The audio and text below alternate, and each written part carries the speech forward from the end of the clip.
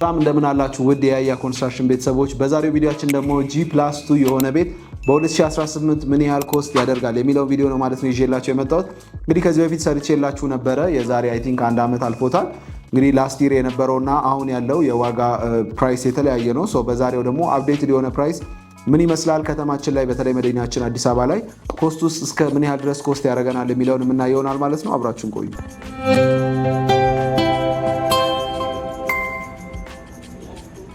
በድጋሚ እንኳን ደህና መጣችሁ ወደ ያያ ኮንስትራክሽን ዩቲዩብ ቻናል። እንግዲህ ዛሬ የምናየው G+2 የሆነ 200 ካሬ ላይ ያረፈ ቢልዲንግ ምን ያህል ኮስት ያደርገናል የሚለውን የምናይ ይሆናል ማለት ነው። እንግዲህ ከዛ ከማውራታችን በፊትም የተለያዩ አንዳንድ ቤዚክ ነገሮች ምንድናቸው ማወቅ ያለባችሁ፣ አዳዲስ ነገሮችስ ሀገራችን ላይ በ2018 ምን ነገርን ይዞ መጥቷል የሚሉትን ከመንግስት ማኳያ ምን አዳዲስ ነገሮችም መጥተዋል የሚሉትን አያይዘን የምናወራ ይሆናል ማለት ነው። እንግዲህ ለዩቲዩባችን አዲስ ከሆናችሁ ሰብስክራይብ ማድረጋችሁን አትርሱ።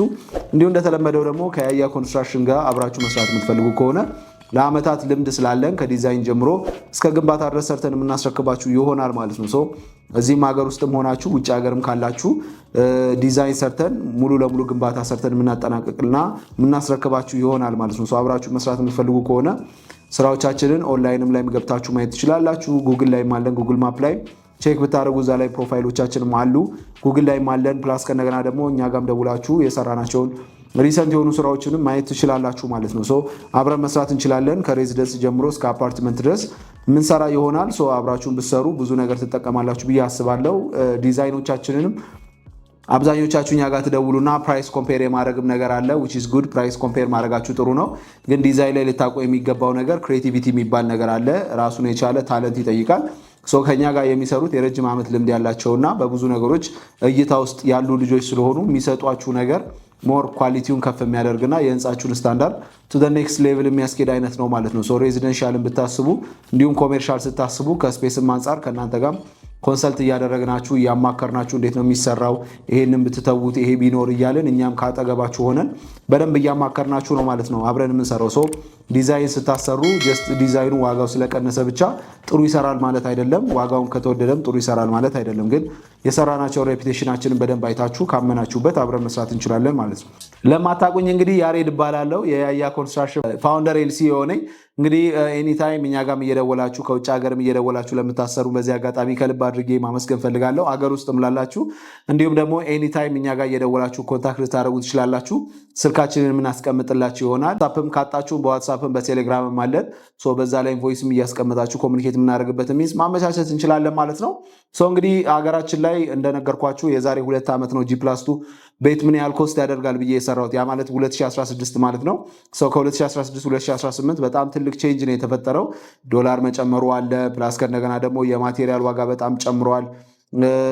ዲዛይን ኮስታችን ቀላል አይደለም። የሌበር ኮስት ጨምሯል። እነዚህ ነገሮች አፌክት ስለሚያደርጉት አሁን ከረንትሊ ለመግባት የምታስቡ ሰዎች ያኛው ከዚህ በፊት ፕሪቪየስ ፖስት ያደረግነው ቪዲዮ ስለማይጠቅም ዛሬ ደግሞ በዛ ዙሪያ ላይ ደግሞ ብናወራ ብዬ አሰብኩኝና የዛሬው ቪዲዮአችንን ይዤ የመጣሁትኝ የምንገነባው ቤታችን ሰምሃው በጣም ሌክዠሪ ባይሆንም ግን ሚዲየም የሚባልና በጥሩ ቆንጆ ሁኔታ በኢምፖርትድ በሆኑ ሴራሚኮች ተጠቅመን አልሙኒየም ተጠቅመን የሀገር ውስጥም ወይ የውጭም ኦልሞስት ዋጋቸው እኩል ሆኗል። የአልሙኒየም እንኳን እሱን ተጠቅመን የቻይና ጂፕሰም ቦርድ ተጠቅመን እነዚህን ፕላስ ከነገና ደግሞ ወደ ማርብሎቻችንም ስንሄድ ኢምፖርትድ የሆኑ ማርብሎች ተጠቅመን ፈርኒቸሮቻችንም ሰማው ቆንጆ የሚባሉ ሞደርኔት የሚባሉት ላሚኔት እና ዩቪ ናቸው። ላሚኔት የሆኑ ፈርኒቸሮች ተጠቅመን ለፊክስቸሮች ማለት እንደነ ኪችናችን በሮቻችንን ቆንጆ የሆኑ በሮች ተጠቅመን ኢምፖርትድም ባይሆኑም ሎካሊም እዚህም ቆንጆ የሆኑ የሚመረቱ አሉ። ከፊኒሽንግ አኳያ በምናይበት ሰዓት ላይ እንደዚህ አይነት ተጠቅመን ብረት በምንመጣበት ሰዓት ላይ የቱርክና የሀገር ውስጥ አለ። ባይ ዘ ዌይ እዚህ ጋር እንድታቁ የምፈልገው የሀገር ውስጥም ሆነ የቱርክ ምንም አይነት ዲፍረንስ የለውም።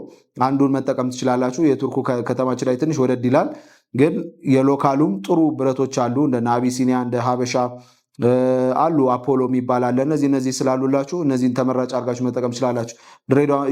ድሬም የሚባል ብረት አለና እነዚህ አይነት ብረቶችንም ሀገራችን ላይ በቆንጆ ሁኔታ ቴስት ተደርገው ስለሚያልፉ ያን ያህል ስጋት አይግባችሁ። ግን ስትገዙ ደክታይሊቲውን ወይም ደግሞ በቀላሉ የሚሰበር አይነት ብረት ከሆነ በደንብ ቼክ አድርጋችሁ መግዛታችሁን አትርሱ። እንደዚህ ቤንድ ስታደርጉት ቅንጥስ የሚል አይነት ብረት ከሆነ በጣም ዊክ ነው ማለት ነው። ቴንሽኑ በጣም የደከመ ነው ማለት ነውና ደክታይሉ የመጣመሙ አቅሙ ምን ያህል ነው የሚለውን በደንብ ቼክ ማድረግ ይኖርባችኋል። ያው ፈርዘር ደግሞ መሄድ የምትፈልጉ ከሆነ ቴንሳይል ስትሬንግዝ ላቦራቶሪ ላይ ቴስት ይደረጋል። ከብረቱ ሳምፕል ወስዳችሁ ማሰራት ትችላላችሁ ማለት ነው። ሲሚንቶ ላይ በምትመጡበት ሰዓት ላይ እንግዲህ ሲሚንቶ ሰሞኑን እየጨመረ ነው። ወደ 1400 ብር 1350 ብር እየተባለ ነው። ነዳጅም ምክንያትም ሰማው የትራንስፖርትም ትንሽ እጥረት አለና በዛ ምክንያት ትንሽ ሲሚንቶም ጨምሯል። ከዛ ባለፈ አሸዋም ጨምሯል። ኦልሞስት ወደ 68 ሺህ ብር እንደዚህ በሲኖትራክ እየደፋን ነው። ጠጠርን በምትመጡበት ሰዓት ላይ 55 ሺህ ብር ገደማ በሲኖትራክ እየደፋን ነው ማለት ነው። እነዚህ አይነት ነገሮች ዋጋችሁ ላይ በጣም ቫሪዬሽን ይፈጥራሉ ማለት ነው። አሁን እነዚህን ተጠቅማችሁ ብሎኬታችሁን በጣም ቆንጆ አድርጋችሁ አሰርታችሁ በጎበዝ ባለሙያ እነዚህ ነገር ተሰርተው ከዚህ በፊትም እንግዲህ ካልኩሌት እንደምናደርገው 200 ካሬ ላይ ያረፈ ኤሪያ ማለት ቤቱ 200 ካሬ ላይ ያረፈ ሆኖ አጠቃላይ የፊኒሽንግ ኮስት ነው የምነግራችሁ።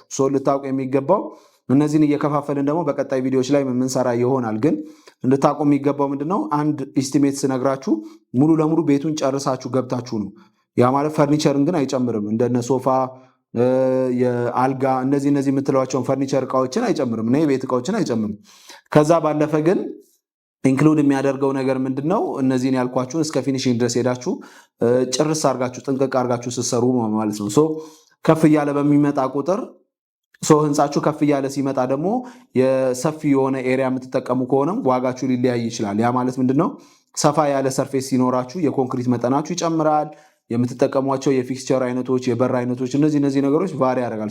ሃይት በጨመራችሁ ቁጥር ብዙ ጊዜ ልታውቁ የሚገባው በተለይ G+9 G+8 እያደረጋችሁ ስትሄዱ ሰፋ ያለ ቦታ ካላችሁ ለሴ 500 ካሬ ካላችሁ ለ500 ካሬ የምትጠቀሙት የፈርኒቸር መጠን እና ለ300 ካሬ የምትጠቀሙት የፈርኒቸር መጠን ይለያያል። ሊፍት ሊለያይ ይችላል። 2 ሊፍት ሊያስፈልጋችሁ ይችላል 500 ካሬ ወይም ከዛ በላይ ሲሆን፣ ከዛ በታች ሲሆን ደግሞ አንድ ሊፍት ልትጠቀሙ ትችላላችሁ። ፋየር ኤግዚት 2 ቦታ ልታደርጉ ትችላላችሁ። ከዛ በታችም ሊሆን ይችላል። ኤሪያችሁ በሰፋ ቁጥር ዋጋችሁም ሰማው የሆነ ያህል ልዩነት ይፈጥራል ማለት ነው። አጥሩንም ይብን ለማጠር ቀላል ብር አይደለም የምታወጡት። እኔ የምነግራችሁ ቢልት አፕ ኤሪያዋ ላይ የምታስወጣችሁን ኮስት ነው። ያ ማለት አጥራችሁን ሰርታችሁ ፊኒሽንጉን ሰርታችሁ የውጭውን አጥር በደንብ ሰርታችሁ ሴራሚኩን አንጥፋችሁ ኤቭሪቲንግ ጨራርሳችሁ ኮስት የሚያደርጋችሁ ነው ማለት ነው። እንደተለመደው ይሄኛው ቢልዲንግ ቤዝመንት የለውም። ከግራውንድ ይጀምራል። ግራውንድ +2 + ቴራስ ነው። ቴራስ አለው ከላይ። ካልኩሌት ስናደርግ እንደተለመደው ሁሌ ግራውንድ መጀመሪያ እንደ አንድ ፍሎር እንቆጥራታለን። ከዛ አንደኛ ፍሎር አለ፣ እሷንም እንደ አንድ ፍሎር ነው የምንቆጥራት። ሁለተኛ አለ፣ ቴራስ አለ። አጠቃላይ 4 ፍሎር አለ ማለት ነው። በእያንዳንዱ ፍሎር ብዙ ጊዜ ይለያያል። ዲዛይን በምንሰራበት ሰዓት ላይ ግራውንድ ፍሎሩ ሰማው ትንሽ አነስ የማለት ባህሪ ያላት። አንዳንዴ 150 ካሬ ልትሆን ትችላለች። በዛ ልክም ሊያወርድ ይችላል። ወይ 180 ካሬ እንደዚህ ሊሆን ይችላል። ልክ ፈርስት ፍሎር ላይ ሲወጣ 200 ካሬው ሙሉ ለሙሉ ሊገነባ ይችላል። ሰከንድ ፍሎር ላይ ሲወጣ 200 ካሬ ሊሆን ይችላል። ቴራስ ላይ ሲሆን ትንሽ ሰብሰብ ሊል ይችላል። ይሄ ምንድነው ካሬያችሁን ገብታችሁ ካልኩሌት አድርጋችሁ የምታውቁት ወጪ ነው ማለት ነው። ግን እኛ ዝም ብለን አራቱንም በ200 ካሬ እናስበውና 4 ሲባዛ በ2 ስናደርግ 800 ካሬ ነው። አሁን ከረንትሊ አገራችን ላይ በእነዚህ በቆንጆ ማቴሪያል ተጠቅማችሁ G+2 የሆነ ቤት ለመገንባት በካሬ እስከ 35 ሺህ ብር ኮስት ላይ ያደርጋችሁ ይችላል። ይህንን ቪዲዮ ስሰራ ዋጋ ስናገር ብዙዎቻችሁ የምትሳሳቱት ነገር እየደወላችሁ ይሄን ያህል ነው የኔ ቤት ገምት የምትሉት ስህተት አለ እና ይህንን ልታውቁ የሚገባው እናንተ ቤታችሁን ስታሰሩ በዲዛይናችሁ መሰረት ነው ቤታችሁ ኮስት መውጣት ያለበት። ያ ማለት ቢል ኦፍ ኳንቲቲ ወጥቶ በስነስርዓት ሂሳቡ ተሰርቶ ምን ያህል ብረት ትጠቀማላችሁ። ምክንያቱም እናንተ ጋር የተጠቀማችሁት ብረትና ከጎረቤታችሁ ትንሽ ራቅ ብሎ የተጠቀመው ብረት የተለያየ ሊሆን ይችላል። ያ ማለት ቤሪንግ ካፓሲቲ የሚባል አለ። አፈራቸው የመሸከም አቅሙ ምን ያህል ነው የሚለውን መታየት አለበት። የእናንተ አፈራቸው የመሸከም አቅሙ ደካማ ከሆነ የብረት መጠናችሁ ይጨምራል፣ የኮንክሪት መጠናችሁ ይጨምራል። ምክንያቱም ሎዱን መሸከም አለበት እና ጠንከር ያለ ስትራክቸር መሆን አለበት። ጎረቤታችሁ ወይም 3-4 ብሎ ካለፍ ብሎ ያለው ቤት ደግሞ የአፈሩ የመሸከም አቅሙ ቆንጆ ከሆነ የብረት መጠኑ ይቀንሳል፣ የኮንክሪት መጠኑ ይቀንሳል ማለት ነው። ይሄ በአጠገባችሁ እንኳን ካለ ቢልዲንግ ላይ የዋጋ ልዩነት ሊፈጠር ይችላል። ፊኒሽንግ ላይ ስትጠቀሙ እናንተ እስከፈለጋችሁበት ጥግ ድረስ መሄድ ትችላላችሁ። ኢምፖርትድ የሆኑ ፕሮዳክቶች ሙሉ ለሙሉ ማድረግ ትችላላችሁ። በኢንቴሪየር ዲዛይነር ማሰራት ትችላላችሁ። ፊኒሽንጋችሁ ቆንጆ መሆን ይችላል። ከጎረቤታችሁ ቤት ጋር ያለው ዲፍረንስ በጣም ሰፊ ሊሆን ይችላል። ያን ያህል ሰፊም ባይሆንም ግን የሆነ ያህል ፐርሰንት ቫሪ ሊያደርግ ይችላል። ፕላስ ከነገና ደግሞ ህንፃ በምታሰሩበት ሰዓት ላይ ከዚህ በፊትም ቪዲዮ ሰርቻለሁ። ዌስቴጃችሁ ላይ ማኔጅ ማድረግ፣ አስቀድሞ ፕላን ማድረግ፣ በየጊዜው አለመፈራ ሀሳብ እየቀያየሩ ወይም ደግሞ ሰዎች እየመጡ 10 ሀሳብ መቀየር ራሱ የምታፈርሱ የምገነቡ ከሆነ ኮስታችሁ ላይ በጣም ልዩነት ይፈጥራል። ጊዜው በቆየ ቁጥር ለግንባታ ራሱ ቀላል ብር አይደለም የምታወጡት።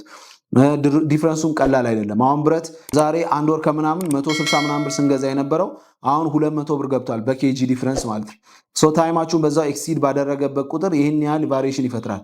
በአንድ ኪሎ ላይ ባይዘዌ ብረት ይህን ያህል ዲፍረንስ መፈጠሩ ኦልሞስት የ40 ብር ዲፍረንስ ቀላል ብር አይደለም፣ በጣም ብዙ ዲፍረንስ ነው እና እንደነዚህ አይነት የኮስት ቫሪዬሽኖች ስለሚፈጠሩ እንደ ሀገሪቷም ሁኔታ ስለሚፈጠሩ በተቻላችሁ አቅም ህንፃችሁን በተለይ ስኬለተኑን አፍጥናችሁ ለመጨረስ ብትሞክሩ ጥሩ ነው እላለሁ።